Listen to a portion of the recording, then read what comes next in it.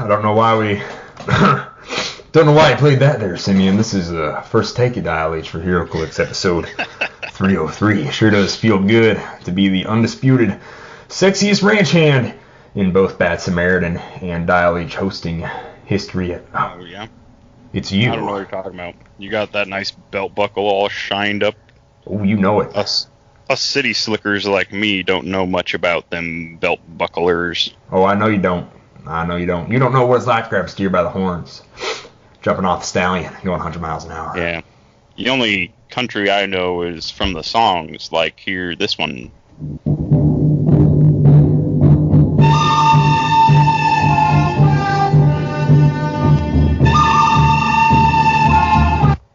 Goodness gracious, golly gosh, gravy train and gold forks, it's you, Ranch Hand 2.0.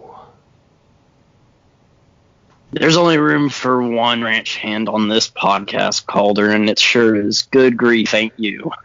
Well, I guess we're just going to have to settle this at the highest of noons, ain't we, boy? We're about to see who the real Dirty Dan is, but I'll tell you what, Kalder, I'll be your Huckleberry. Chance McCall, you make a great point there. But I can't trust you. I can't trust you like I can't trust an O'Driscoll. We're just going to have to settle this. On episode 303 of Dial H for Heroclix, howdy. Let's get ready. No!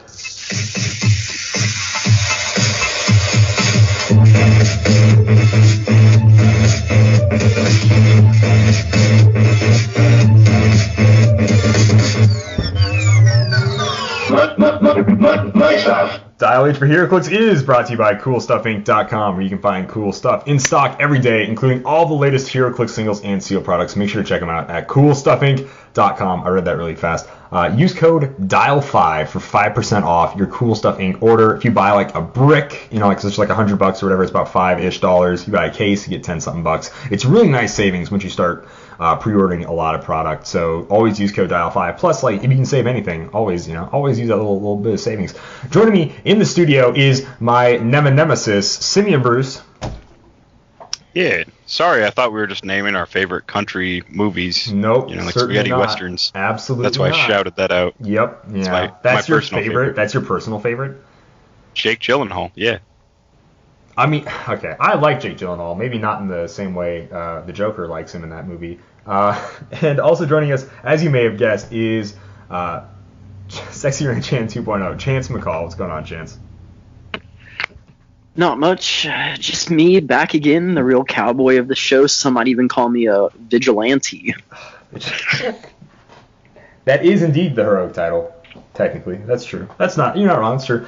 So this is, as some of you may have guessed, the second time we're recording this show because somebody, me, forgot I'll own it, forgot to record. So this is the second take of this episode. There's a lot going on. We're going to talk about the Captain America tourney that we held yesterday. We're going to talk about news like the new Justice League Unlimited stuff and Black Widow spoilers from Married with Clix. We're going to play a round of Bad Sam. This is going to be a shout out really quick. Chance McCall won the last round. Totally swept it of Bad Sam. We never once got to a third clue in any figure. It was Florida themed since Chance is from Florida. I didn't let them know. I let them know it was themed. I didn't tell them it was Florida themed. It was Man-Wolf because he's an astronaut. It was Killer Croc because crocodiles. And then it was Man-Thing Soldier and because, Man-Thing swamps, stuff like that. It was really good. It was actually really good. It was a great showing because Chance played before and didn't get any. Did you get any at all right the first time you played Bad Samaritan? No, the difference is this time I hooked up my Venom harness that is filled with swamp water and injected it prior to starting. to pump up the swamp water Venom harness. All right. And yeah, goodness gracious, ladies and gentlemen, second time recording the show. Like, you guys don't know the lost episode that never happened, but it was a good one. Let me tell you something. It was a good one. We're trying to bring that energy back. So let's go ahead and go into what made us happy this week. Chance, you're the guest, so why don't you start us off? I'm really happy that I got to partake in a real nifty tournament held by Dial H for Heroclix, and I was able to play with someone that I've talked to on Twitter a couple of times. Shout out to Christian Bogan. He's the dude. He's a good man. Good man, that Christian Bogan. Simeon, what made you happy this week, my man? what made me happy this week was I've got all this extra time now that I'm not going to venues and playing with people and using little figures and stuff. So I popped on to Hulu and Netflix, and I've started watching some new series. So watching Legion, it's all right so far. Good stuff. That's where I'm at. Catching up with the CW DC stuff. I bet that's painful. It hurts my soul to get through it, but I'm doing it for someone. I don't know who. The best show is Supergirl, hands down. I would. They made that one dude from 2.5 Men be Lex Luthor, and I don't know if I can get by. Like, he might be a really good actor, and he might actually sell it, but I don't know if I can watch however many seasons of Supergirl to just get to his version of Lex Luthor. No, bring back Michael Rosenbaum, best Lex Luthor ever. He was great. I was so mad. Apparently, he was originally going to be in the Crisis storyline. Like, they asked him, but he had like a family member that was sick, and they were like, we need an answer right this instant, and he couldn't. Like, that really sucks that they weren't able to make something work out. So it would have been awesome to see him be Lex Luthor again. Where he was when he received the phone call. What was that? The great state of Florida. What? How do you know that? Like, just all things Florida? He's like, I was sitting there with my father in Florida when I received the phone call. Nothing happens in Florida without Chance McCall knowing about it. The Florida man. It's like he's connected to the state. It's a lot like Man Thing and Swamp Thing. I feel the green. What made me happy this week is I got to play the best March 20 released game, which is Doom Eternal for the PlayStation 4. Pre-ordered it. GameStop even gave me this nifty lunchbox. They actually released it a day early. So I got to play through a bunch of it on the 19th. I'm really loving it. If you are also playing Doom Eternal, add me. PlayStation 4. It's the worst name ever because I made it when I was a kid. It was NES430 Gamer, because how else will they know you're a gamer unless it's in the name? But add me on PS4 as like a booster or whatever, so I can get XP. We can both get XP, I guess. And yeah, battle mode is really weird in that game. And then I really hate all the parkour stuff. That's probably my only gripe. Battle mode? They added a battle mode. So before it was like everybody was the Doom guy or the Doom Slayer, and you would all just go around an arena and shoot each other. But now it is 2 people play as demons, and then 1 person is the Slayer with his full arsenal. And then you get to choose. You play like 3 or 4 rounds, and it's first person to win 3 rounds or something like that. So I remember like the Slayer, he would like have to go fish and then sell the fish to pay the raccoon for rent. But I don't remember, like you're going over my head with all these Animal Crossing references. Okay, so definitely you're thinking of a different game. A not cool, manly rip and tear slaughter of demons and saving the world's game. Crossing. Yeah, no. All right, enough of this. See, I've already had to live this once, right? And we're just living through this again in a different way, and I absolutely hate it right now. The only thing I got out of that story was the fact that Kalder is not a sack lunch guy, because that's kind of how I always pegged him. Jeez. All right, we're gonna move on to talk about the Captain America tournament a little bit. I'm gonna go over a couple of teams. Chance here got second place. The winner of the Captain America tournament was superfan Lucas Van Hollen. So he got a break of Captain America. Chance, you are getting whenever it comes out, the Avengers versus the Masters of Evil. That's what it's called. The new super starter set that WizKids is making. And then everybody got a prize. We had 10 people. We never had 10 people all at once. It was kind of weird with people dropping last minute or jumping on last minute, not being able to make it, being able to make it, people that need a buy, people that like, I guess we have to have a buy. Super weird, but we still had 10 people join. At the end of the day, everybody got prizing, and we all had a great time. I'm not just saying that because it was like my tournament and I ran it, but I think everybody really did have a good time. They all seemed to enjoy themselves, and I love Captain America. Obviously, I love building super restrictive teams, and I hope everybody also enjoyed the big restrictions and everything. I want to go over a couple of teams I really enjoyed. The only person playing the only Pulse Wave Captain America was Citizen John Karl. He had the Nova Steve Rogers, Mighty Thor Captain America, and then the ABPI Time Gem Cap for his 400-point team. This is Golden Age. So the most played figure with being on 5 different builds out of the 10, so half builds, was Captain America Resilient. And that is awesome because he's one of my all-time, I love Earth X Cap, and he's one of my all-time favorite figures. We had only one team had a shifting focus Captain America. Another team that I really enjoyed was Kevin Nelson's team. He played the Avengers Prime at just 400 points, which was awesome. We had a few different people play Gauntlet Cap. Tristan, who's local at my venue, played Gauntlet Cap plus Captain Iron America, who I tried to make work for so long, but just could never do it, which is a bummer. And Tristan did really well because he got top 4, so that was awesome. And then Chance, you want to kind of talk about your team a little bit? And I have it pulled up. I just played a bunch of.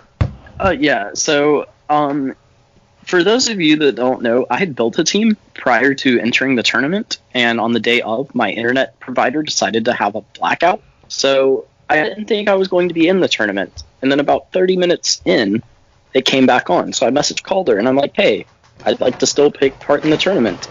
And so I just picked the most recent 5 Captain Americas down the line with zero thought process put into it. I just took a huge bite of trail mix.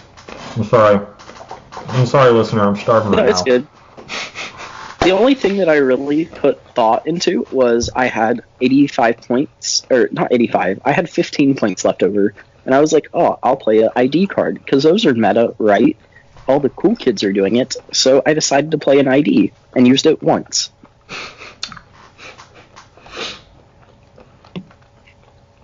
Was it an effective use? Or but no? Overall, oh no. Actually, I'll take it back. When I used it, it came in clutch because I called in Hydra Captain America with the 12 attack precision strike because once again, Christian Bogan kept rolling like a million super senses. And I'm like, oh, well, if I use Precision Strike, he'll have to roll a 6. Nice. So it turned out pretty well. That was with the Falcon cap, right? Yeah, because I had gotten Falcon Cap down pretty low because he had gone for an Alpha Strike with Sam Cap and Captain America the Falcon, and things just didn't go his way, which was like unavoidable because of dice. And I have a theory that when you roll 1d6, Roll20 is very fond of giving out 5s than 6s, because I hit more Super Sense rolls yesterday than I've ever rolled in my entire life. Dude, that was insane. The amount of Super Senses rolled, it was gnarly. Well, I mean, Christian Bogan also made an absurd amount as well. Yeah, like the first time I played Lucas, he had gotten me down to just like Falcon, and I hit like 5 or 6 Super Senses. And we're like, well, this game is never going to end. I do love that, though, because that'll happen to me in like real life, not aided by computer hacking, where I'll just keep rolling like a 5 for Super Sense, and my opponent will like, we're just playing casual, so they didn't pack their team with like outwits and precision strikes and stuff like that, and they'll just be like, what does it take? Like, how many attacks must I make before I finally KO this like little nothing piece that has Super Senses? And so he's not a nothing piece. The one that's really good though is the newest Spider-Man, the one that's based off the video game. If you're playing him on Earth X Wakanda and you pay for the map bonus and you have Spiderling on your team, you essentially get 3 opportunities to roll a 4, 5, or 6 with him because it allows you for 2 rerolls. Yeah, that's pretty solid. What is that? I know. It's a crazy high chance to make the Super Senses roll. That's just gnarly. Yeah, 50-50 times 3 should be, at least 1. But AKA really dumb. That Spider-Man, I played against a team recently, back when venues were open, and it was like a Spider-Man family kind of thing with not really a Spider-Man family, but it had the new Deadpool duck and Spider Ham on it, and they both have like these like sick rollout combos that were just awful to deal with. The funny thing about that Spider-Man is my girlfriend and I were at a venue for the sealed event, and I got in line just before her, and out of my booster I pulled it, and that was the one figure that she had wanted because her brother was the creative designer for the video game that it was based off of. So I got to hear about that all night, and she offered me absurd amounts of money for my Spider-Man Heroclix. Nice. And you smashed it in front of her, right? No, I just looked at it and I said, well, I'll never use this, and threw it behind my back into a whole tub of Heroclix. Ooh, got him. All right, moving on. Let's go ahead and jump right into the news section.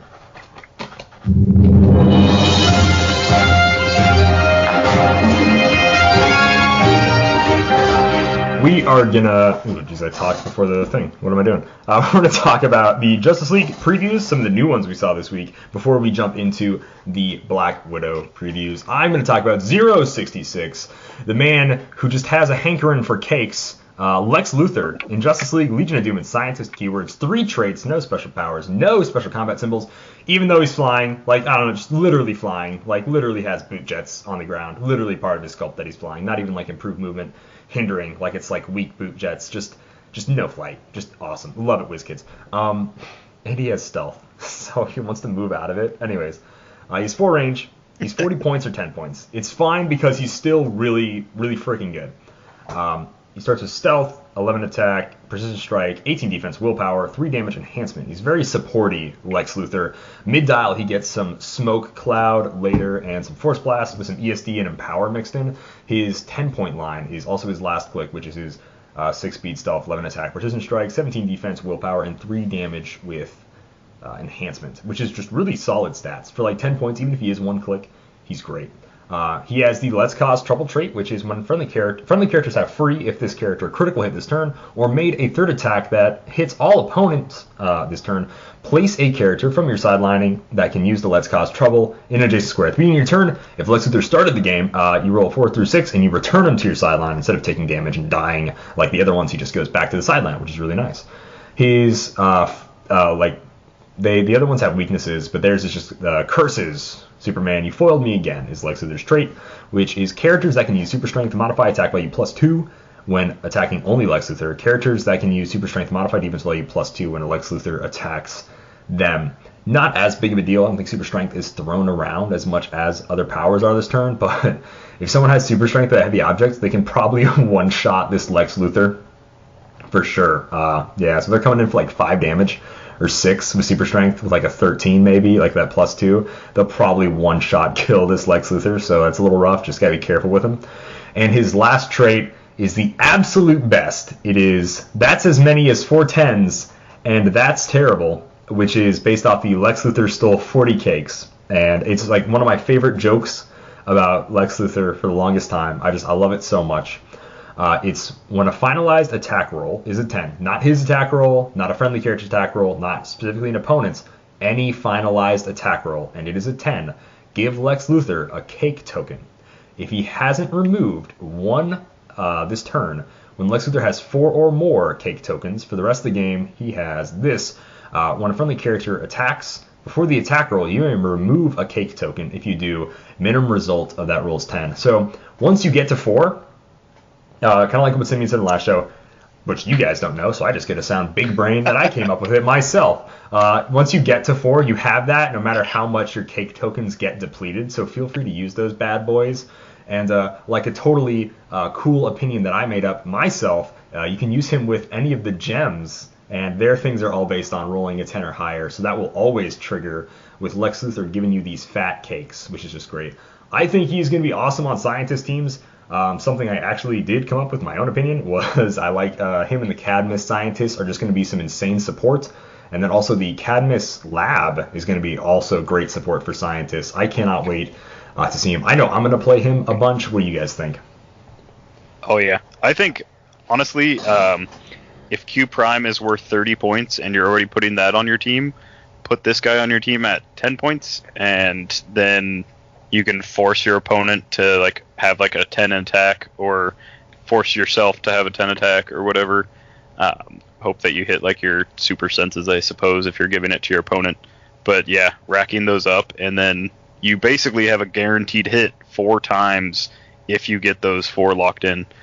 Also, it's fun that he has Smoke Cloud, not on the clicks that he has stealth. Stealth. So that's super cool that like he gets his Smoke Cloud when it does benefit him in that kind of way. He's also going to be really good on an Injustice League team, because the whole Injustice League team ability is when they roll a 10 or higher, you remove an action token from them. So that is also going to be really cool. So, which is also team ability he has. So he also directly can benefit from his own trait, which is awesome. So I dig it. I really dig this Lex Luthor a ton. His it's great. is the wide collar. So they are like, ESD can be Captain America's literal indestructible shield, or it can just be Lex Luthor's big disco collar. I just love like the flavor text on things. It's so good. So good. All right, next figure. Loving flavor text is great, but you know what I love even more than flavor text? I want all that cake tokens. Well, and if you play two of them, they both get their cake tokens at the same time. So there's that. That's true. And he is not unique. He's going to be expensive, though. All right, Simeon, go for it. Yeah, he's probably one of the better chases. Moving on to another chase in this set, we're looking at number 070, Green Arrow. So he's a good guy, not a Lex Luthor guy. He comes in with the Justice League, Star City, and Super Friends keywords. Real name Oliver Queen. He has sidestep his first 3 clicks, 2 dials, one at 40 points, one at 25. 25 points will get you sidestep, precision strike with a 10 attack, 16 defense with energy shield, and 2 damage with ranged combat expert. And then he drops to 6 speed running shot with energy explosion and super senses on clicks 4 and 5. If you pay 40 for his top dial, you get an 8 speed sidestep, 11 attack, 17 defense, and 2 damage, range combat expert. So you get a little bit better stats for 15 points more. But we'll go into his traits, because that's what's actually making him fun. He's got the Trouble Alert thing, so that's the whole miss 3 times or critically miss. That character can place Green Arrow on his 25 point line. And then once he's placed, we've got people that are too close. My occasional weakness. That's characters within 2 squares modify attack +2. So if there's anybody on the opposing team making close attacks, they're just going to automatically have a +2 against him, and that is bad. And then characters within 2 squares modify defense +2. Since he's got 7 range, 1 lightning bolt, hopefully if you're main forcing him, that won't happen too often. You're not going to be making attacks at close people, unless it's a close attack, and that's going to be pretty rough for him. Then his last trait is to foil Dr. Gulliver and his worldwide shrink ray. So this is when Green Arrow starts the game, an opponent generates Dr. Gulliver bystander in their starting area. And when that bystander is KO'd, turn Green Arrow to click 1, even if he was brought into the game via Trouble Alert or at 25 points. So if you pay 25 points, he goes to click 1. If you Trouble Alert him in, he goes to click 1. That's both good. And then if he was 40 points, if you paid full points for him, then you also modify his combat values +1 this game. So when you turn him to click 1, he will have an 18 with energy shield, a 12 attack precision strike, and 3 damage range combat expert with a 9 speed sidestep if you paid 40 points. Those are all really good. Let's look at this Dr. Gulliver and see how hard he's going to be to KO. So he has... Is that the term you want to use? How hard he's going to be to KO? Yes. Okay. If it's going to be worth it going out of your way to make this Green Arrow work, because I'm going to try. So he's got sidestep, 3 speed, 0 attack, 0 damage. He's got smoke cloud and outwit. He is tiny sized with willpower and a 16 defense. Green Arrow also doesn't have any special combat value or combat symbols. So in case anyone was wondering, he doesn't fly or have Indom. Dr. Gulliver has 1 trait, and that is at the beginning of your game, or at the beginning of your turn, the player whose force this is part of rolls a d6. If it's a 1, until your next turn, all other characters that have standard symbol have tiny size instead, and their equipment becomes unequipped. So that's kind of interesting. If you're playing against a team that relies on equipment or just has a bunch of equipment, and you give them this Dr. Gulliver either through the Trouble Alert or any other means, they have a potential of dropping it on a roll of a 1. So they're probably going to try and get rid of him, but if Green Arrow's on the map and they push this Dr. Gulliver to death, or they KO him in some way, it's just going to make your Green Arrow slightly better. So maybe they won't do that. It's hard to tell. Just depends on the team. I think there's no way people don't try to play this Green Arrow competitively, like main force. Even though it's a super small chance of dropping all equipment, I would say he's also not unique, so he's also not could unique, potentially which is pretty big. play 50 points of him, which would be 2 at 25, or 2 at 80, something like that, and have a better chance. No, absolutely. And then being able to sideline him for free. We have to also think that just because the rotation of ID cards, these guys, which really sucks, not rotation of ID cards, but how much the trouble alerts and let's cause trouble guys are going to cost so much more. There's just nothing else to put on your sideline unless you're Jason Wingard now or shifting focus. So these trouble alerts and let's cause trouble are going to be the main thing, and Green Arrow is, I feel like, too good to not have on your sideline for free. Yeah, he's always an option, just like why would you Batman sideline Green Arrow? I would absolutely rather play a main force. Well, have you seen the CW show? Which one? Have you seen the CW show? Roswell? That's why I would sideline Green Arrow. Roswell. It's a great CW show. The Green Arrow is cool. The savagery. But you know what's even cooler than the Green Arrow? So many cake tokens. Loving that cake tokens. There's no way I don't play a scientist theme after the set comes out. I think it's just too awesome. Yeah, all right. I think for Lex's cake to come off, for that trait to actually work, you definitely don't need a main force, because you definitely have to. It's like a 50-50. Sure. He'll go away otherwise. I think both of these figures are huge. That it's definitely better to main force though. But what about Gulliver? Doesn't Gulliver stick around even after he's Green Arrow goes, right? So Gulliver's always your opponent generates him. So So with Frognir, if someone already has Frognir, not that it's really going to matter or come up that much, I assume they can keep it, because Frognir specifically says this character can be unequipped, but also the Gulliver thing says it unequips all stuff too, right? Read the... Right. Yeah, so you can make someone unequip Frognir. Yeah, well, I was just... well, when you put it like that, you make it not sound like the most important thing in the world. Because it's not. But you can make them unequipped Mini Slayer Calder, and let's face it, the Mini Slayer is single-handedly ruining competitive Heroclix. Okay, all right. Why don't you tell us about your Justice League pick? My Justice League pick is the best character in DC because he stands for truth, justice, and the American way. I'm talking about set number 035 and keywords Justice League, Kryptonian, Metropolis, Celebrity, and Future. Real name, Kal-El, the man of our dreams. At a sneak point value of 175 points, he has Superman ally team ability, Indomitable, flying symbol, 8 range with a single target, and he has two traits. The first of which is Boom Tube Travel. Once per game, phasing teleport when Superman uses 12. And after resolutions, remove an action token from him, which means he essentially gets to move for free. His second trait, 7 decades under a yellow sun. Super strength. Superman has protected outwit, except from characters that are higher points or that can use the Superman enemy team ability. Then, for his opening 3 clicks, he has a special attack power called Seismic Slam. Quake. When he uses it and targets more than one character, each hit character is dealt 4 damage instead of 2. And then on his last 3 clicks, he has a special defense power, the Never-Ending Battle.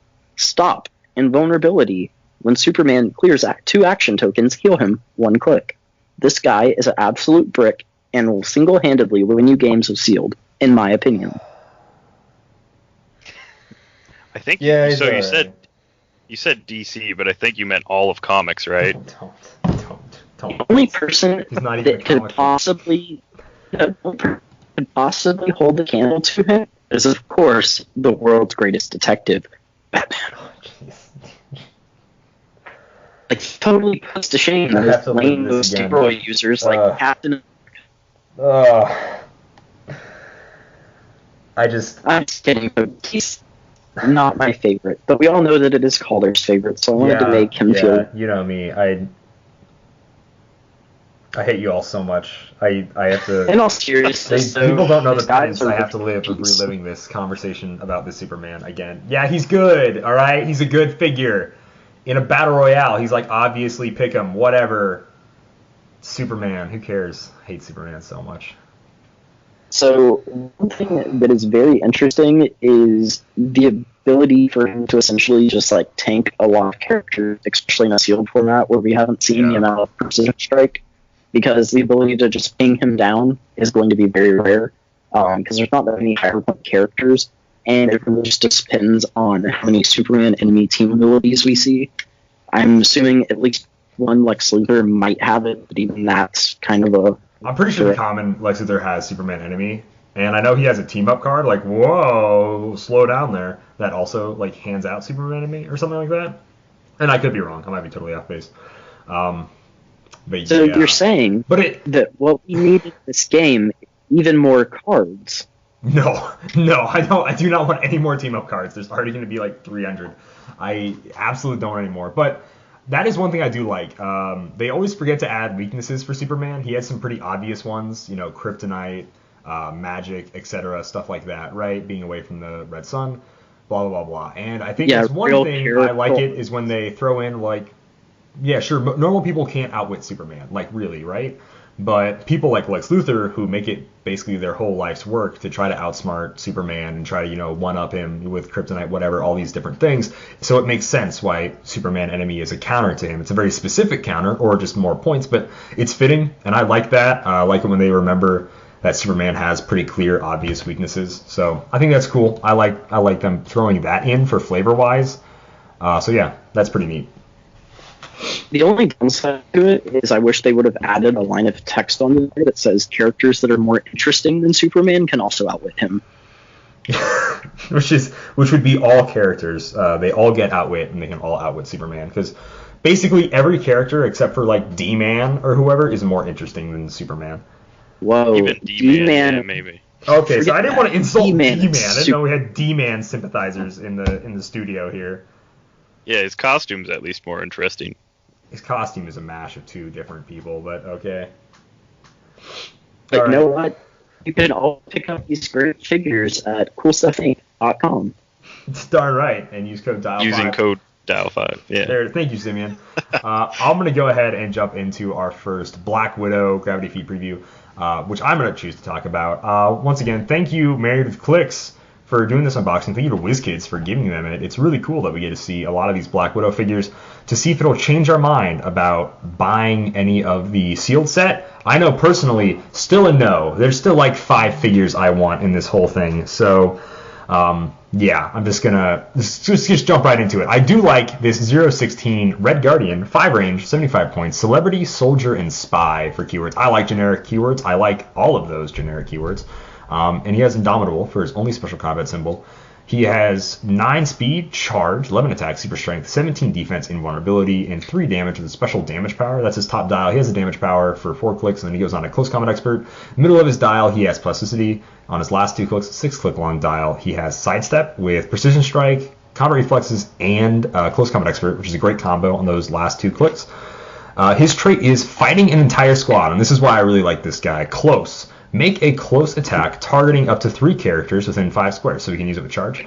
5 squares and line of fire, regardless of adjacency. Instead of normal damage, he deals his printed damage to each hit target, which is 3. I love this. I think it's like better Quake. He charges for 5, hits out 5 squares away, and then he hits everybody for 3 damage instead of 2. I think he's awesome. I absolutely love this power. It's really cool. He has super strength, so he's knockback, which is great. And then his damage power, which I'm a little iffy on how much you want to be rolling this. Sometimes it might just be YOLO, go for it. But other times you might want to think before you roll. He has leadership, period. When Red Guardian uses it and succeeds, modify his combat values, except damage by +1. So he can get +1 to all his combat values except damage, which is great on a 5 and 6. But if he fails, an opposing character, so only one opposing character, gets to choose attack or defense, and they get to modify that combat value +1 until your next turn. So it can potentially give your opponent a buff. I really like rolling things like this, but only when it's a 50-50. It's really rough when your chance is 33 and there's a 66% like to get their buff. So like it really feels like you might be helping your opponent more.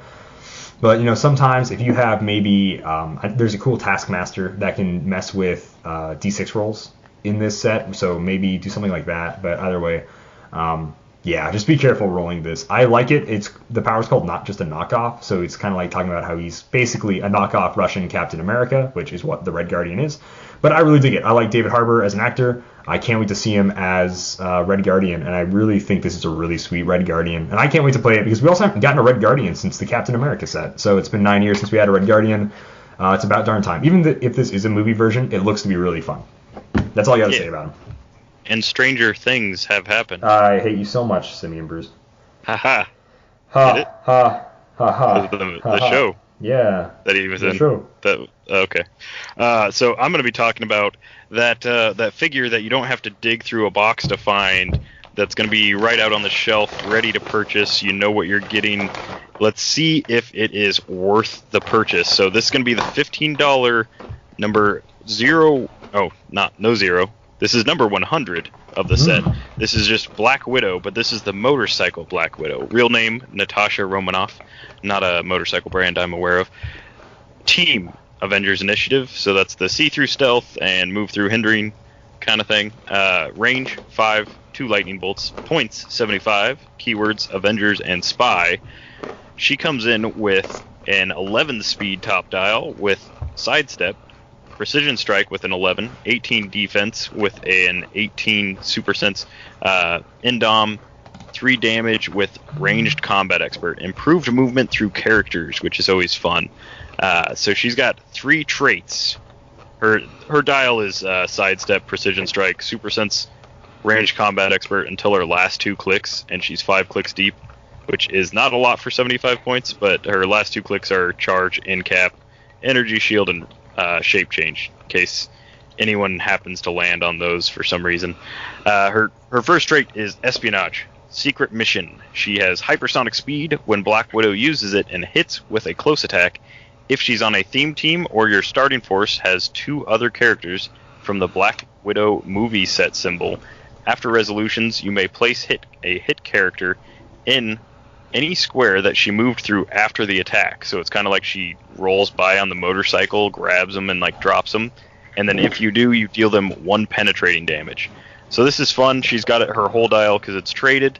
And it's something where if, let's say you have 2 other figures from the Black Widow movie set symbol, and one of them's KO'd, and now you only have 1 other figure from that symbol, from that set, then she keeps this because it's talking about starting force and not your actual force. So they can be KO'd and she can still do this. Then she has another trait, just enough gas in the tank, and that is free once per game, have speed, then move. It's kind of like the WWE thing where she can just move half speed once per game, and she ignores characters, so it's potentially a way to get away from somebody if she needs to. When Black Widow leaves the map, generate a heavy object in one of her squares. So it's a peanut-based figure, so you have the option of dropping a heavy object in one of those. And then that is Protected Pulse Wave. So her last trait, the one that makes it worth the money, is time to get off the bike. During force construction, you may include a character named Black Widow of 75 points or less on your sideline. The first time Black Widow would be KO'd, instead, replace her with that Black Widow on its last non-KO click, and roll a d6, and heal that Black Widow half the result. This game, that Black Widow can't be healed any other way, and that is also Protected Pulse Wave. So, it's a little like insurance, so they don't score her right away. Most Black Widows aren't the longest dial, so it's potential that you'll roll low and you won't be able to get it. But all of the Widows from this set, there's a close attack one that you could land on a flurry click. There's some with prob, some with outwit, some with perplex. It just depends on what you really need. I think you could actually put in the Prime Black Widow if you wanted from Avengers, Black Panther, Illuminati, and take away their defenses potentially. And that's always an option as well. So, is it worth $15? Depends on if you like the sculpt, I guess. That's the main thing that you're going to be using it for, in my opinion. Yeah, I think if you like Black Widow, or just motorcycle characters, since we have a couple of those, I know some people who might be motorcycle people just might enjoy those kind of sculpts. And she is, like you said, one of the few people riding a motorcycle. So, that's pretty cool. I think what she does is neat. If you also, liked the old Jeez, now my brain's spacing out. Nightcrawler, goodness gracious. From Web of Spider-Man, that's very similar. She also kind of does what, I think his name was like Armor. It was something else, but whatever. There's a dude in Civil War who could also place people, which is pretty cool. And then she also has that mixed with a pseudo Captain Marvel, dealing 1 pen with hypersonic. So I like it. I think it plays really coolly. Whatever. I think it plays really neat. And we'll have to see. Well, I'll have to see. I might just impulse buy it too, honestly. Like I might just see it on the shelf and be like, whatever, why not? Because it would be fun to make some teams out of, for sure. Yeah, and being able to yank an opponent like back towards the rest of your team is always fun. There's like several characters over the years that have been able to do that, and not necessarily like a kill box strategy, but still positioning them in a way they wouldn't want to be yanking someone out of stealth, something like that. Absolutely. All right. Alrighty. Well, the figure that you're reviewing is 015 Taskmaster. Real name, Tony Masters. Team ability, Team Player. Range, 7. Target, for 5 points. He includes the keywords Task Force, Assassin, and Soldier. So he has improved targeting in words characters. He has 1 trait, mission objective, I am the mission. Leadership, if Taskmaster is on a theme team, or your starting force has 2 from Black Widow set. When he uses it and succeeds, he may also remove an action token from a familiar with the Task Force keyword, including himself. Then his special attack power is the Panther's moves and his claws. His claws, fangs, and flurry. Free, make a close attack, but only to target an opposing character that missed Taskmaster since your last turn. Special defense power, toughness, willpower. At the beginning of your turn, choose combat reflexes, energy shield deflection, or mastermind. Taskmaster can use the chosen power until your next turn. This character is awesome because he'll allow you to build around the ever-popular Task Force keyword. Yeah, he's also got like a pseudo reversal power for his attack power. For those that play WWE, the best universe that Heroclix makes. I couldn't agree more. I agree. The thing that's really nice too is assume that you're able to get someone baited in and you're sitting in stealth, so they're gonna hopefully have to come up to you. He has range combat expert opening up, so he can hopefully pepper them down before they get to him. And then if you choose combat reflexes and they do move up to you, the potential for them hitting, they're gonna have 19, and assuming they miss, you're just gonna get a free attack off even if it's too much. It's really nice. Yeah, for sure. And absolutely. Blades because you're able to just be oh, see, I only deal 3 printed damage. Oh, look at that. Now it's a 6. I always like doing that because it makes you feel really smart when you roll a 6. It makes you feel really bad when you roll a 1.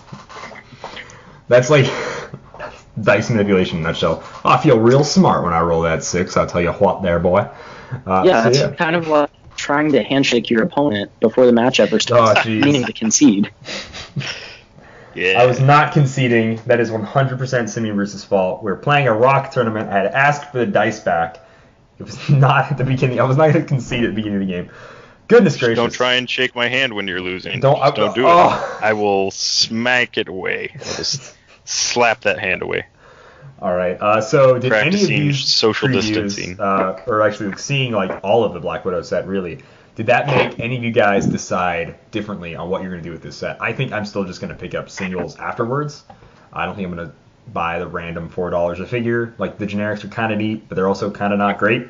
So what about you guys? Has this changed your opinion on how much you're going to buy the set at all?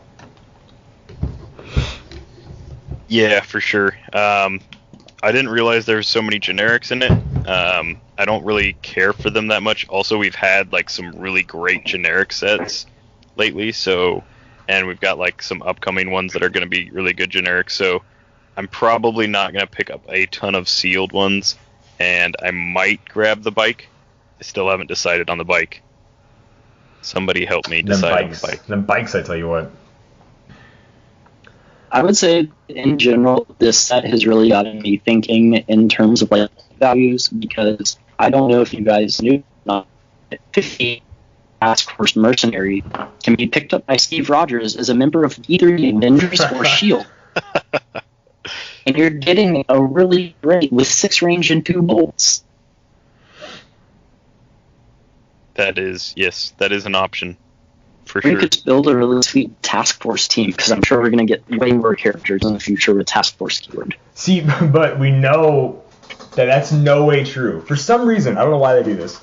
They make keywords that don't totally work, especially in these movie set. Like Widows and Task Force, it's not as bad because they have a bunch of generics that you can fill out their ranks.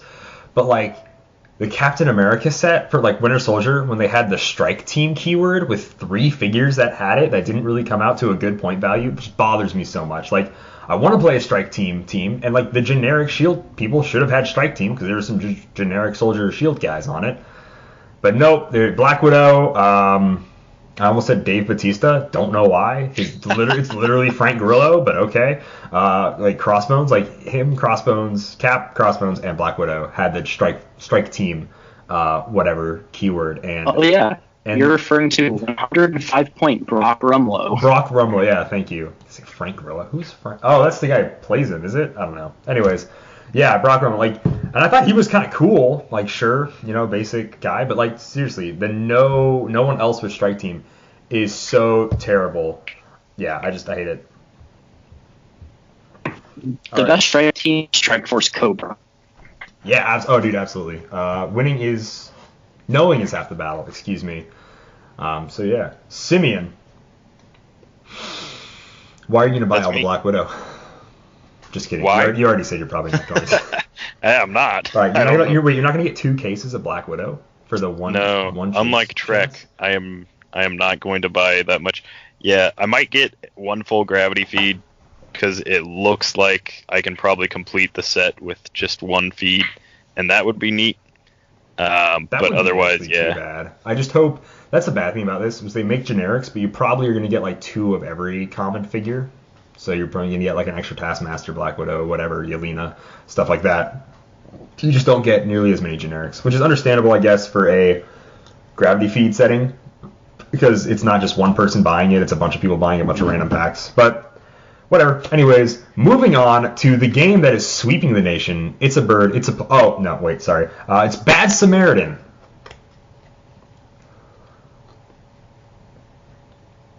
Nice. Keeping with the theme of not playing the intro music for Bad Samaritan. I'm glad that didn't change the second go-around. Thank you so much, Simeon.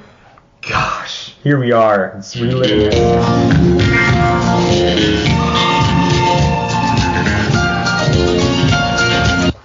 Bad Samaritan, the game sweeping the nation. I have 3 modern age Heroclix figures sitting in front of me. It is up to Chance and Simeon to guess who they are. First round, they will get a random clue on a random number generator, 1 through 20. I will give them that clue, and then they will guess about what figure they think it is. Round 2, they'll get another clue. Round 3, they'll get a third and final clue, and then they'll make their final guess. Fairly simple. There's all sorts of great clues, stuff like set number, rarity, it's rarity and set number, name keyword, generic keyword, set, point value, number of clicks.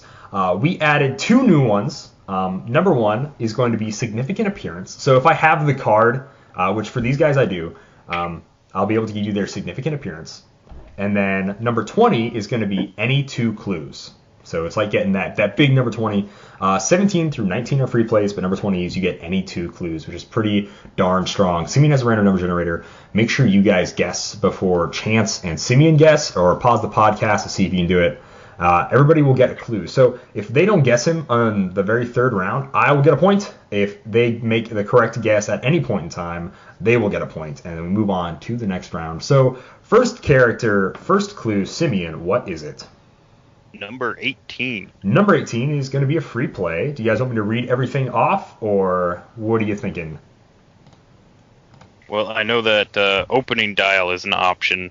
Yes. And top dial stats is indeed an option. Set is another option that I like. Chance, what are you thinking? I think set is always the way to go on first, so that way it narrows down the field. All right. Let's go to set. Set this character from is going to be Captain America and the Avengers. Ooh, baby. I'm going with Industrial Spy. because that is a character. Yup. Just Calder's trying to pull a fast one on me and go with the pseudo theme of last time. I'm going with Sidewinder. Ooh, some Serpent Society. Because we had snakes in Florida, so. So mad. Not because either of you got it right, which you didn't, but because you thought I would be a fool enough to go with the same Florida theme after you completely wiped the floor and got them all right. Round 2, Clue 2. Clue 2 is number 1. Ugh. Number 1 is Significant Appearance. It is Secret War number 2, 2004. Oof. This idea for, while you guys are thinking, the idea for Significant Appearance, I don't know if I'll do it every time. Some of these figures, I ended up having to own all of these ones that I chose. It was given to us by superfan Robin Caves, and I think it's pretty cool. It's a pretty neat idea. I don't know if we'll be able to use it a bunch, but for now we are trying it out. Oh, I'm trying to think of Secret Wars.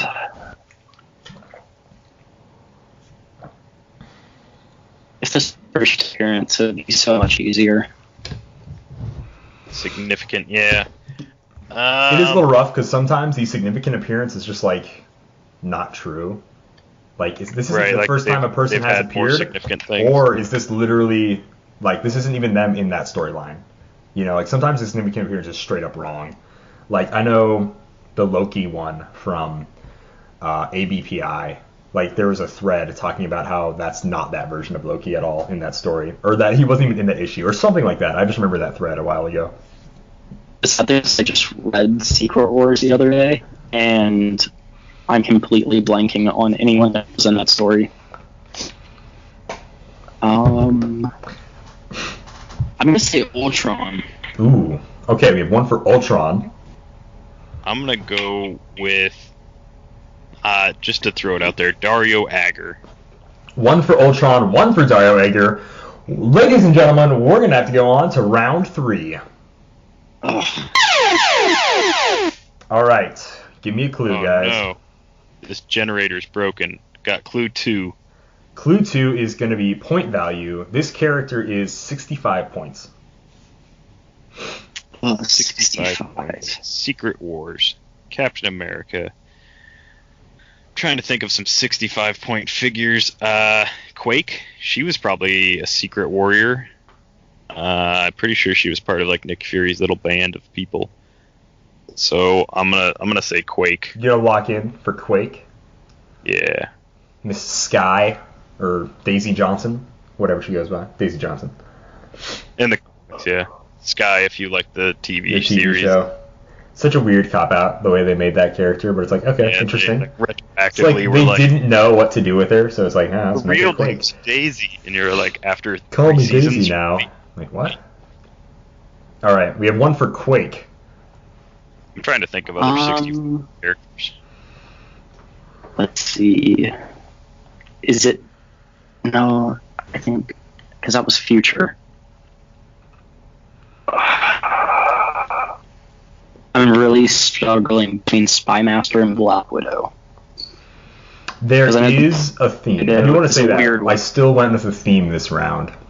There might be a Baron Zemo that's 65, but I can't remember. It's mostly 50 and 75. There's not a lot of 65s. Super is 65. Like, because I always find it really good to get an off-point value from building Thunderbolts. I'm trying to think. It's the Secret Wars I'm thinking of. It wasn't in Secret Wars. So I want to say it's... this is hard. I'm just going to go with Black Widow, because it's a really weird version of the character, so I figure it's from Secret Wars. Okay, going with Black Widow and Quake. That is going to be a point to Simeon Bruce. Oh. So mad. No, there it is. There it is. Ding-a-ling. All right, so that is 1 point for Simeon. It's funny because her significant appearance isn't the comic they have on the back, which is just so weird. It's Quake #1 as her comic, but then it says significant appearance Secret War #2. Whatever. I don't make these anymore. I never made these. What am I talking about? All right, moving on. Second figure. First clue. Clue number 4. Clue number 4 is going to be number of clicks. This character has a 7-click long dial. Wow. That's steep. It's helpful. It's a big help. Yeah. Rules out some stuff, but not other stuff. When I choose these, they're always their top dial. So it is not like a 150-point line of the Phoenix, or I know she doesn't have a 150-point line, blah, blah, whatever. But you guys know what I'm saying. It'll always be their highest point value. See, just way common with people. So I'm stuck in the Captain America set, so I'm just going to say Nuke, because I think he's 7 clicks. Going for Nuke.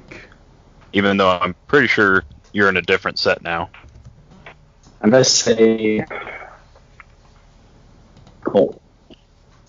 Say Hulk? Black Bolt. Oh, Black Bolt, sorry. Just a big reminder for everybody, if you say a character like Black Bolt, he has like 3 versions? Yes? No? Maybe just 2 in Modern right now? It would be both versions. There's several. How many versions of Nuke are there in Modern? Definitely just 1. Oh, so I didn't help myself with that. No, there's actually 2 versions of Nuke that exist. Defenders or ADW, and then just this one.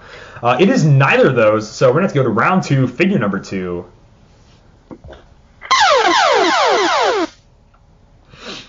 What is it going to be? Yes.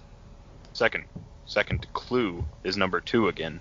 Number 2 is going to be point value. This character is 125 points. Oh, it's a steep cost for stuff. That's a hefty boy. A hefty boy. This could be 125. And I'm trying to think of 125. Black Bolt's not a bad guess with 125. I'm going to say Namor.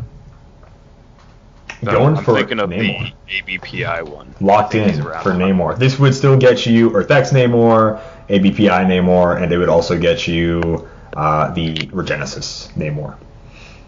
So, still good clue. Wouldn't be Giganto Namor because that is not the name of that figure. It's Giganto and Namor specifically for that figure. I'm going to say I'll guess. Who's that? Gordon. All right, we're going... I guess I was about to say they're both Inhumans, but they're not. One for Namor, one for Gordon. Gorgon. Blah, excuse me. It is not those guys. Round 3. Third clue is number 12. And number 12 is going to be any special combat symbols. This character doesn't have any. No, I knew you were going to do that. Yeah, that's rough. That's real rough, buddy. I'm going with Iron Man. One for Iron Man. Because there's a bajillion. Whole bunch of that Tony Stark. He's got a heart, don't you know? There's proof, I hear. So, I think I'm going to go with Wrecker because Quake quakes things and he wrecks things. Ooh. Hey, there you go. One for Iron Man, one for the Wrecker. Since you guys already guessed, I do feel confident in saying this is a character from the Mighty Thor. There is a 125-point Wrecker and a 125-point Iron Man in this set. But it's neither of those. Finally, getting a point tonight, it is the Mighty Thor 029B Scourge. Quake and Scourge. Okay. There's a theme. It's a tough theme to understand, to get. Bald people? Is that it? Quake is not bald. Characters played by Karl Urban. I don't think he was Quake. You're kind of onto something with Karl Urban, though. I will tell you that. Okay. Round 3, figure 3, first clue. Number 10. That is going to be, number 10 is name of special power. Are you ready? Are you ready for this? Are you ready for this, Simeon? Mm-hmm. This character doesn't have any special powers. Ah, Well, I wasn't ready. is it Batman? I'm gonna go with Tempest. Did you actually guess Batman? Is that unironically? Did you guess Batman? Is that what I heard? Yeah, I figured I'd keep on the tradition of at least keeping one the Batman tradition guess. of guessing Batman. All right. Well, we have Batman locked in. I'm guessing Tempest. 1 for Tempest. Hey guys, guess what? It's neither of those. That's alright. It was a long shot. It certainly was. Clue number 16. Number 16 is going to be opening damage power. This character has Empower. Gosh, You're welcome. this is a good set of clues here. Opening, Empower.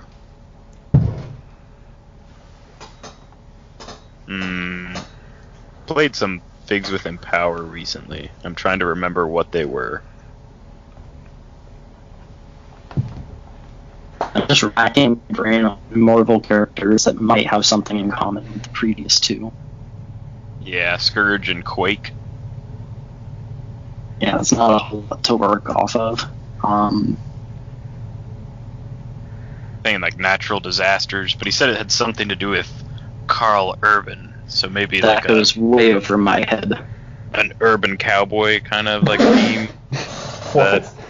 It's Like, John Travolta. When was he a cowboy? I don't know. You're a cowboy. Yeah. Karl Urban, but urban cowboy. That's how my brain works, Calder. that is scary. connect That is terrifying these if that's how it works. Oh man, starts with Empower. This is difficult. I'm just trying to think of a single character right now with Empower, and for some reason, it's not happening. It's just not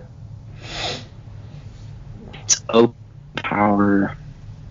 It's Empower. Let's see. I'm just trying to think of like natural disaster type stuff.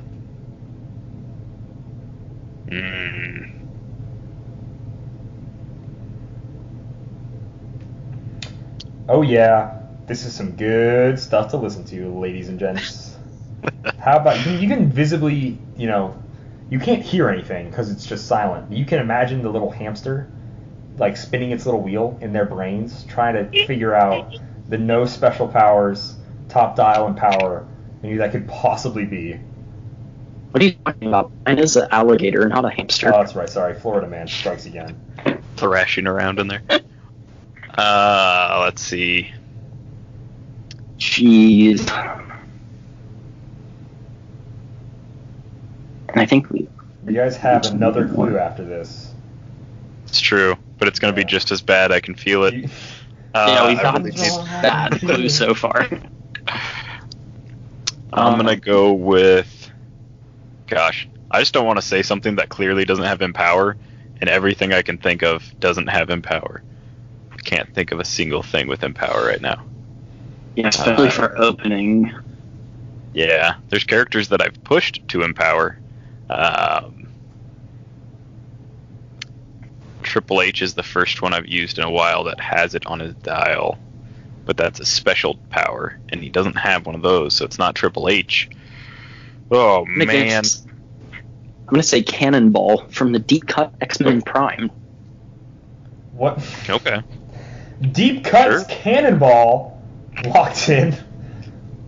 Well, I'm all Cannonballs, Calder. Oh, Can't- sorry, can't excuse lock me. into that I can't. set. That's right. There are rules here. There's. I just one figured other Cannonball destroys things. Modern age. Sure, let's do it. Cannonball locked in. Simeon, hurry up and answer. I don't care how terrible the next clue might be. I'm gonna say, just because I played it somewhat recently. Let's see. Gosh. This guy is killing me. I cannot stand. I cannot stand this guy. It takes forever. Let's see. I'm gonna go with Nick Fury. Sure. Nick Fury Cannonball took Simeon, I don't know how long to say Nick Fury. It's not those guys. Round 3. Shucks. Goodness gracious. Fury Calder. Oh my gosh. Last clue is number 5. Number 5 is rarity and set number. The rarity is starter set. The set number is 109. 109. A starter with 9 figures. Man. A lot of figures. And you said it didn't have any special combat symbols? Not common symbols, special powers. No special powers. Thinking this has to be WWE, because I think that's the only thing that has starters that go up to 109. Most starters only go to like 106, 107. I mean, the only people from the starter that I can think of that have in power is like Finn Balor, so that's who I'm just gonna guess. Yeah, so it would be. I don't know who Finn Balor is, but there is a Finn Balor.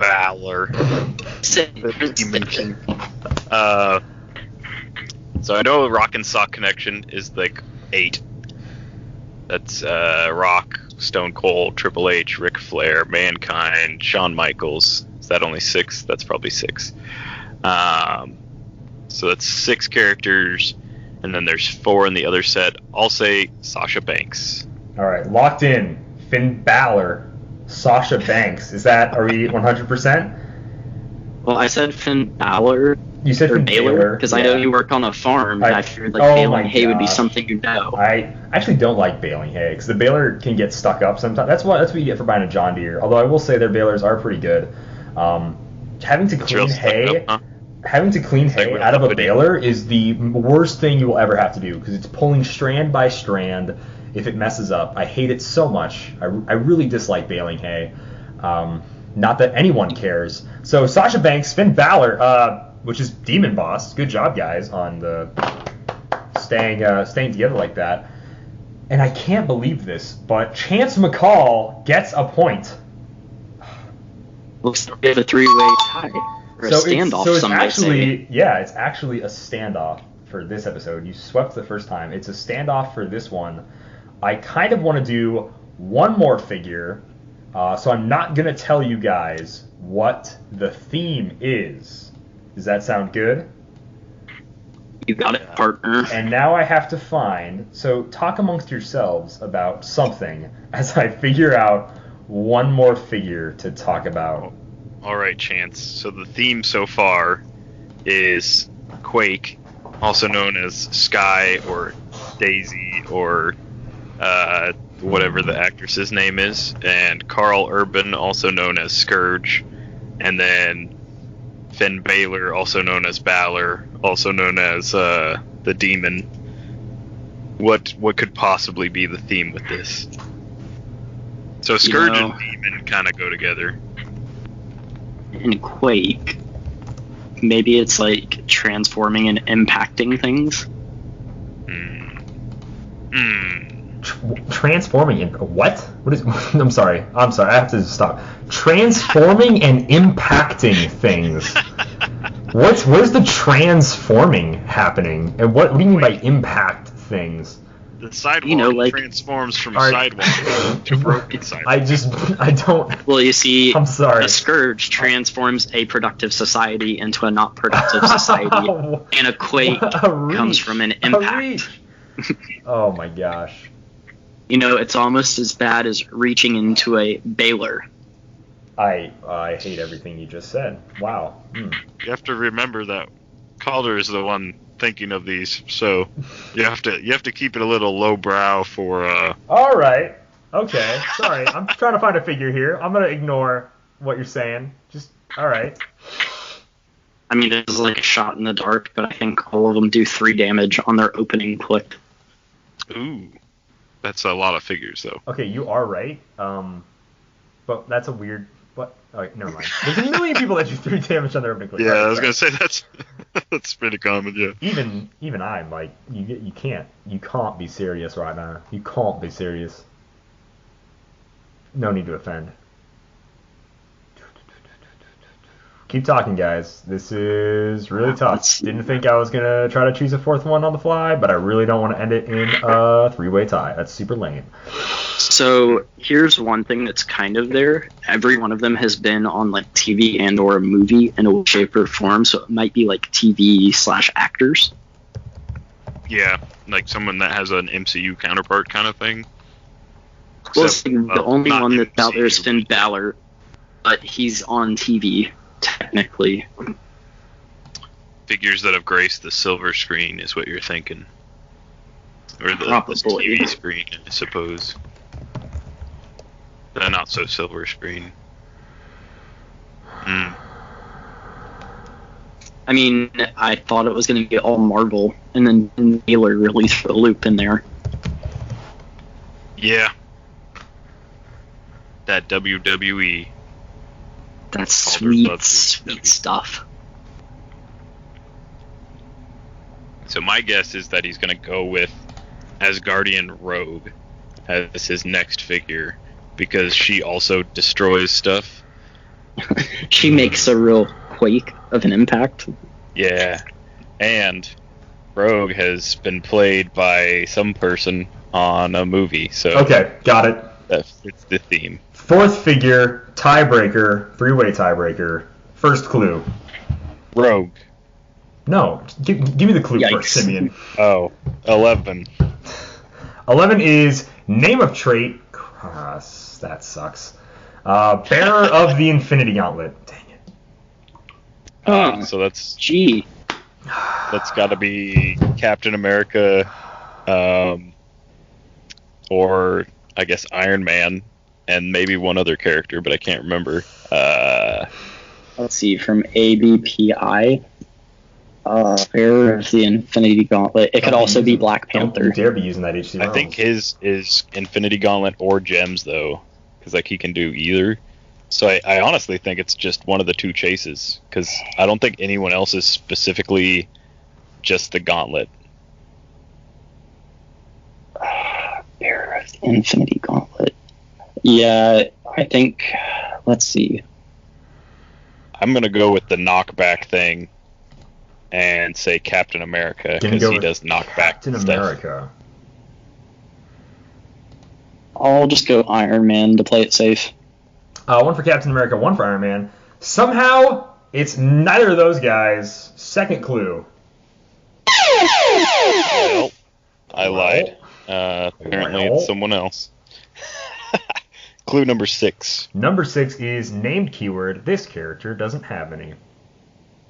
So Yikes. name character. The name of the character is what? No named keyword. What? Oh, very, very What's the name of the clever there, Simeon. Almost got you. Is it Rune? Rune can I definitely. can't tell you that unless you guess it. Is it like, well, is that your guess? Oh, Sure. Rune is a good guess because Scourge and like Rune, kind of like ruin. I don't know. Maybe Calder would. Maybe he think that ruins I things. hate your brain Ruin. so much. Your line of Ruin. thinking is so terrible. Maybe Calder's thinking like. Well, it's like, I know Scourge it's- of vampires, vampire, Rune. Well, it's And definitely Quake not is a Black vampire, Panther huh? because he Is has that- named keywords. And then it's not the Hood either because I know the Hood has Illuminati. Right. Ball or So something then, like that. other than that, that really kind of limits the amount of people. So And all the elders have elder or elders, whatever. So yeah, they only have Infinity Gem. I think they can only Yeah. hold the gems. Other people that can have the gauntlet. I think we hit all of them, so I'm locking in Rune for sure. All right. Chance locking in Rune. Simeon? I'm gonna have to go with Black Panther because that's the only other one that can equip it Going that I to believe. lock in Black Panther. Black Panther in Rune. It is going to be perfectly balanced as all things should be. Chance McCall wins with Rune 057. Ooh. Which means Boom, he boom, has boom. 5 correct guesses, and he won the tiebreaker. All right, I'll give you each a final guess on what you think this is going to be. Quake, Daisy Johnson, Scourge, Karl Urban, Finn Balor, the Demon, and then Rune. What do you think The this vampire. could possibly be based off of? The And if someone else knows, Four Horsemen. some people. What? I had 3 original people, and then it's The Three Horsemen. I shouldn't poo-poo on any guess. All right. Sorry. My guess is gonna be. You were reading a scary story, and you got afraid of the quakes. The only scary story is how you've managed to live this long in life with. You saw a demon, and you started having I'm just gonna say a scourge fear. Nope, just gonna say it. Supernatural. You were watching Supernatural. No, please stop. Just gonna blurt it out here. Karl Urban plays the Doom guy in the movie Doom. Daisy is the name of Doom Guy's pet rabbit in Doom 2. Finn Balor is a demon, one of the main enemies in Doom. And then Rune is in the game. You collect things called runes that can give you special powers and level ups on the ones you collect. So nothing to do with the vampire. Nothing to do. It's just about Doom. It's just a Doom theme. Yep. That makes no sense, because the only game that's really worth playing is Animal Crossing. There it is. I don't know why I expected anything else, but we brought it back around to there, ladies. Well, I got the demon part right. You did get. I did mention that there was a demon. There was a demon. Yep. And also Karl Urban. Moving on to the community section. And Quake. I mentioned Quake. Play the bumper. There are dozens of us. Dozens. Please. I cannot with you. All right. This Community Tuesdays, we asked, with hints at more throwback dials, what is an older click that deserves to be modernized? Chance, you're the guest. You answered the question. Go ahead and say it for the good folks listening at home. Greatest person in comic book history, Paste Pot Pete. Absolutely. I mean, there's no carded Paste Pot Pete, so he's perfect for a remake, ladies and gents. Absolutely. He would be amazing. Just give him like a Clix effects where he can paste people down and then they can never move again for the rest of the game. I actually agree with that. Enough of this, cool. Like, they break away, they move, they get clear. No. I have pasted you. You are stuck until the game is over. Yeah, make it like the mud marker, but instead of brown, it's like milky white.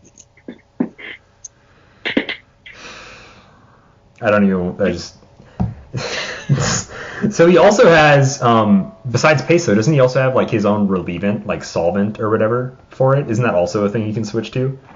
So yeah, I think he can like let people out at some point. I just really like the name of the character. So good old Paste Pot Pete. So it would have to be a Paste Pot Pete for you, not the Trapster. What a name, the Trapster. I mean, I don't know which one's worse, but Paste Pot Pete. Triple just Pete. think about this. Like, Paste Pot Pete is amazing alliteration, so I want to see that happen more. Mm.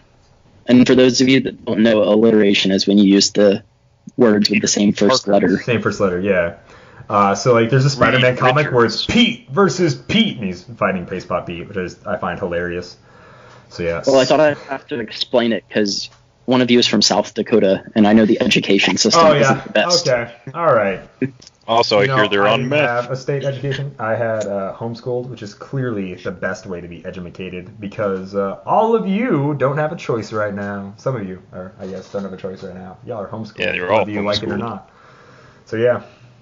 Unless you live in Madagascar, the only country that doesn't get taken over in Plague Inc. Apparently they found some there. I don't want to talk about it. I'm sorry, I don't want to talk about it. It's like, if you know, like, Plague Inc., if you start in Madagascar, you have, like, a higher chance, for some reason, of succeeding, which is great. It's all about that RNG. It's all about that RNG, baby. Simeon, what about you for a figure you want to see remade? So one of my favorite figures that it hasn't aged too bad, it is an Oreo dial from the Deadpool set, the original Deadpool set, and that is the Wolverine and X-23 Duo fig, back when Duo Attack was still a thing. I'd really like them to remake it with the same kind of traits that it had, and maybe give it some sort of flavor that allows them to continue to Duo Attack into the new millennium or whatever. So I don't have to use a Golden Age figure with Duo Attack and able to in order to get my 2 attacks, I can actually attack twice for some reason. I can dig it. I really want to see a Jack Monroe Nomad remade. He was made back in the first Captain America set. I would just love to see a new one. Either him as Cap sidekick or, again, as the Nomad, where it's kind of like wandering the country style Nomad. I would just really dig that. Really cool. You don't want another Ian Zola? No, I do not want an Ian Zola. I honestly haven't even read the comic where he looks like that. I don't know which one it's in, because like when he was Nomad with Falcon Cap, he wore a totally different costume and had like a mace. So this is like this version of him that like exists is Nomad from just what is it called? Zola World, Z World, something like that. Dimension Z. I think it's Dimension Z. Yeah, Dimension Z. We're gonna read just the first 3 or so. I have so many answers on the old Twitter, and this episode somehow is going for longer. I wonder why that is. That's because I had to choose another figure. So Simeon, go ahead and read some of your favorites answers off of Facebook. All right, going by Facebook's most relevant, not by my personal favorites. I would never judge these people. I would. Well, some of them I do. Going first on Facebook is Jay Solomon, the Heroclix judge and provider of all these beautiful forums filled with dials on HC Realms. He says, respect to Chemo as well. The other giant set figures who needs a remake, and then he posted a picture of Atom Smasher, who I did not need to think of for a while. I just instantly knew who that figure was. The iconic Atom Smasher. You're welcome. I'm going to go with superfan Ben Jones on Twitter. He says Zax from Mutations and Monsters. He's a single-based giant. Update with Retaliation and other goodness. Or he says Goblin Queen from the Ultimate set. Needs a good update too. She has a psychic keyword. They could bring that back. No, I don't think the psychic keyword is very useful.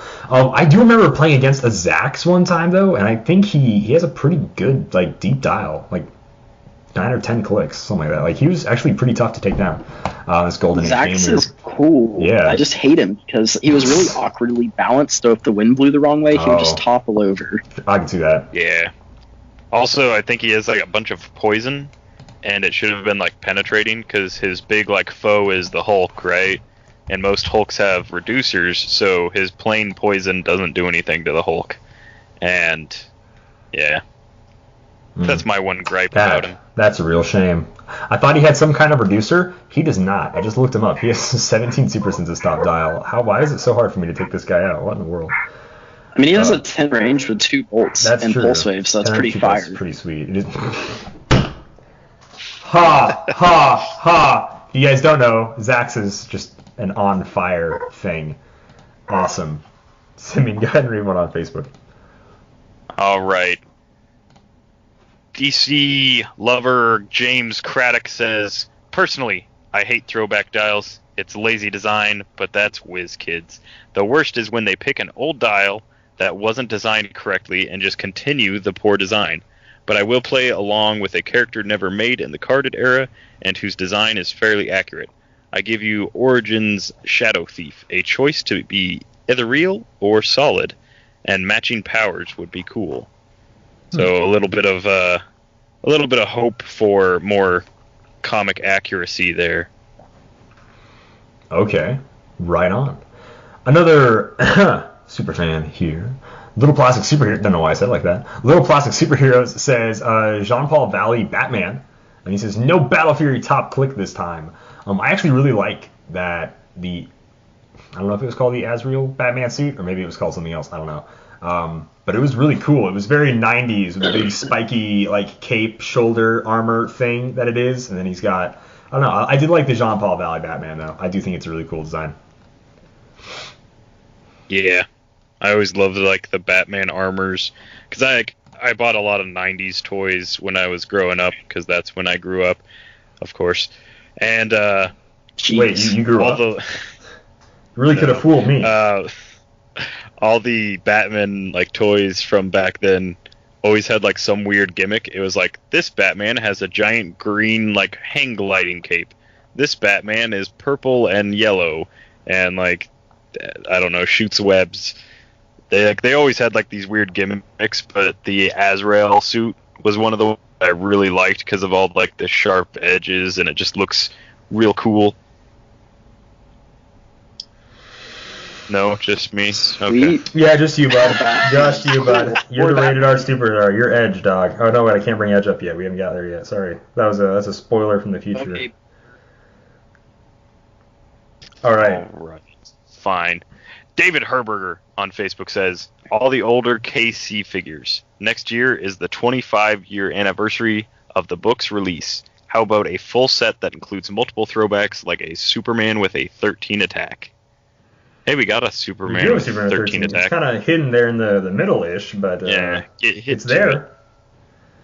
It's there. It sure is. Moving on to Protagonist, Jedi Legend says, there's a ton of people I'd like to see, but Kryptonite Gloves Batman, the old CD 203, Dark Knight, and Asbats to get modernized, Judge Dredd, and 2000 AD 2. Hey, that's another Karl Urban character that we can just bring in, Judge Dredd. I would love to see Kryptonite Gloves Batman. I think that'd be really, really cool. Oh, jeez. Don't know why I would say that, but yeah, I would absolutely love to see Kryptonite Gloves Batman. As long as it's not like Kryptonian keyword specific. I hate when they do that. Yeah, it's terrible. He just needs to like have mega exploit or something. He basically needs to have the Green Arrows thing. No, not that necessarily, but I would say like the crowbar. I think that would be basically Kryptonite Gloves. Oh, okay, yeah, sure. You know, exploit and if they can use Impervious or Invincible, they have vulnerability instead or whatever. I think that's pretty cool. All right. Tristan Campos on Facebook says, I want a new generic black cat Clix. Maybe add them to a Catwoman. Props if it's a Burton Catwoman. Can generate them similar to the Gotham crime boss's ability and the thugs. It would be perfect. You had to relive that. I knew it was coming. Yeah, and again, still disappointed. It hurt me twice the second time. After giving this some thought, the fact that we're getting cake tokens and potentially more cats completely is fine with me. All right. Let's see. Where do I want to go? Superfan? I think so. I don't even know anymore. I'm so tired. Bonsai Tree and Sapling says, maybe less of a throwback dial and more of a full-on remake, but I'd like to see a Miss Martian Clixed again with a modern take. Wow. And he shares this sculpt where she is hideous. She looks rough. She looks bad. I would really like a new Miss Martian because, like, the, now I cannot think of it, the Justice Whatever show with the kids, you know what I mean? Yeah, Young Justice. Young Justice, thank you. Yeah, she was a pretty important player in that, so I could dig a new Miss Martian. That'd be cool. Martian Girl Hunter, or whatever she was called, I have no idea, probably Miss Martian. Yeah, we could put her on a dial and have her hunt cookies or something, you know, like Martians. Glenn what else did Martians says, do? Ambush Bug. Always Ambush Bug. Ambush Bug is awesome. I used them really well in this War of Light / random DC sets. Sealed, we did at Rocktober last year. Ambush Bug was a key player for me. I think he's great. I would love to see a new Ambush Bug. I don't believe you. You don't believe me. You don't believe me. All right, be that way. I don't believe you ever used Ambush Bug. I totally did, though. Totally did. Okay. It's not on video anymore. Like, if you look at the old sculpt, the newspaper he's holding is actually upside down. It's great. Oh, is it? I knew there's like a hole in it or whatever. I didn't know it was upside down. Yeah, That's you have awesome. to kind of zoom in. That's pretty cool. That is pretty good. Yeah, it's the Daily Planet, and he has it upside down. It says, bump tricks, win clicks. Elijah Haynes says he wants a remake of Bob the Hydra Agent, Doom Patrol, the Metal Men, and Warlock. Is Warlock the weird metal guy from the X-Men? Who's like an alien mutant thing? Warlock, he's... Is that Warlock? No, that's Cyber that you're thinking of, Warlock. Or no, Cyber's the one that can talk to him. Warlock is the metal guy. Warlock, he's an alien. I don't know if that's who he means by Warlock, but I like that character a lot. I also like Bob, Agent of Hydra. I think it'd be really cool to get him. We haven't had him since he was a duo figure, so not by himself. Was in Deadpool. That was actually a really fun duo figure. And then Doom Patrol and Metal Men, which were in the It wasn't called Streets of Gotham, but it was a Batman set. World's finest. World's finest. It was World's Finest, yeah. I actually played the Doom Patrol the other day, and they don't hold up well, but they can still do decently. Right on. Well, don't they all die and come back? Like, yeah, they pretty have cool. resurrection, so like when they die, you roll 2d6, and then whatever the result is, you put them on that click number, so you kind of hope for a crit miss. Interesting. Yeah. All right, that's all I'm going to read on Twitter. All right. Do you want me to read one last one? Yeah, on sure. Facebook We're having fun with it. Let's do We'll it. go with Dylan Disney says an updated Legacy Ares would be amazing. Oh. Maybe not give him that phasing teleport top dial. Yeah. And I'm on board with it. It's a bit rough. And that is Community Tuesdays. Like always, you can go ahead and comment that on Twitter or on Facebook every Tuesday with all sorts of cool stuff and get your answers read out loud. If you support us on Patreon, you'll have your wicked, googly, super cool Patreon title read in front of your name. Jedi Legends now, blah, blah, blah, blah, blah, blah. Now it's time for Jedi Legends Heroclix Tip of the Week. You don't want to sell me death sticks. I don't want to sell you death sticks. You want to go home and rethink your life. I want to go home and rethink my life. I don't have a choice but to be at home, but I do want to rethink my life right now. Jedi Legend writes, your movement ends when you reach adjacent square to an opposing character. Alas, you can't pick up the object they stood on because you need movement to allow it, unless you have a power or the improved movement that wouldn't stop you. So if you have flight, you can move past the character. If you have double circle arrow, you can move through adjacent squares and through a character without stopping. And if you straight up have ignores characters, that's just a black Heroclix space, that means you can move through squares adjacent or occupied by characters without stopping, and you automatically break away from a character even if they have plasticity. Why? Because you're straight up ignoring that character, which means you're ignoring their ability of plasticity. I love ignores characters. I hate making breakaway rolls. They feel like a waste of a roll. I honestly wish there was just attack of opportunity, like in D&D, like get a free swing, whatever, I don't care. I hate not being able to do something because I can't move and I get an action token. I totally hate breaking away. I think one thing that could be cool is people always like to complain about leap climb, but I think that could be one thing that would be neat is if you have leap climb, you get that opportunity of attack. That would be cool, actually. Yeah. I mean, if you play WWE and you have like reversal or, slingshot, you can get some free attacks. Yeah, but who plays WWE? It's all only the cool kids. Woo! Well, I just blew someone's mic out with that. I can just tell that probably peaked audio. Heck no, bro. It's all about the elite. Alright, but that's Jedi Legends Heroclix Tip of the Week. And that brings a conclusion to our show for the second time. A lot of complaining on this show, guys. Really sorry about that, because this is the only time you're ever listening to this show. This is the first time and last time, but we got to live it twice. And boy, howdy, was it still a pretty solid show. I love these two guys. Love's a strong word. Really like these two guys. They're pretty fun to have a show with. So they Chance, showed up. They showed up. They didn't destroy me / absolutely hate me / whatever. Roast me into the ground when I found out that we didn't record at all the first one. So Chance, since you're the guest, why don't you go ahead and shout out your venue or shout out any people before we wrap it up.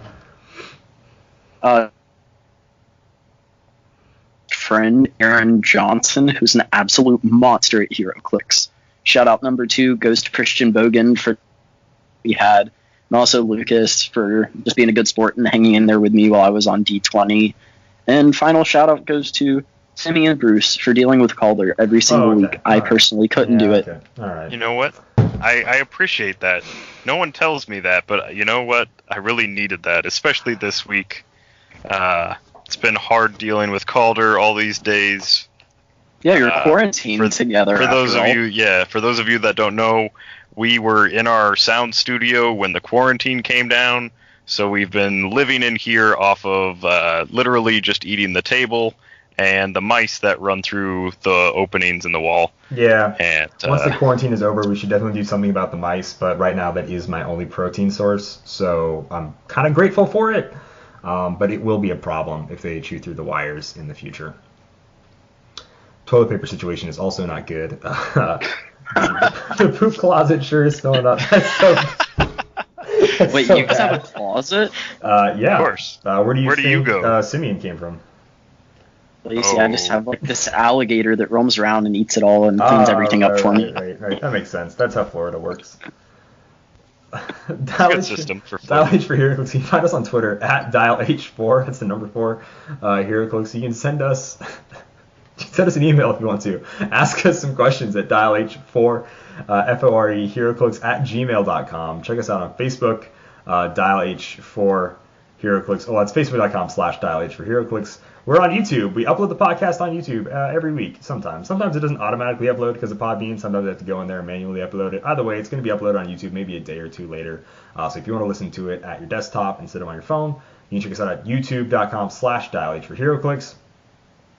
We also sometimes upload gameplay. We haven't uploaded any gameplay yet, but we sure might one of these days. We also have unboxings and fun stuff on YouTube. We have a good time on YouTube. So Simeon, why don't you go ahead and read us on out of here? All right. Before I do, I just want to plug that great game that Calder's been playing, Animal Crossing. Yep, there Once it is. again, Yes. if you love fishing, farming, paying raccoons extortion money, no slaying demons or anything cool like that. It's a simple farming game for a simple man, which is Calder. And with that, Dial H is brought to you by CoolStuffInc.com, where you can find cool stuff in stock every day, including the latest Heroclix singles and sealed products. So check them out at CoolStuffInc.com. Happy trails.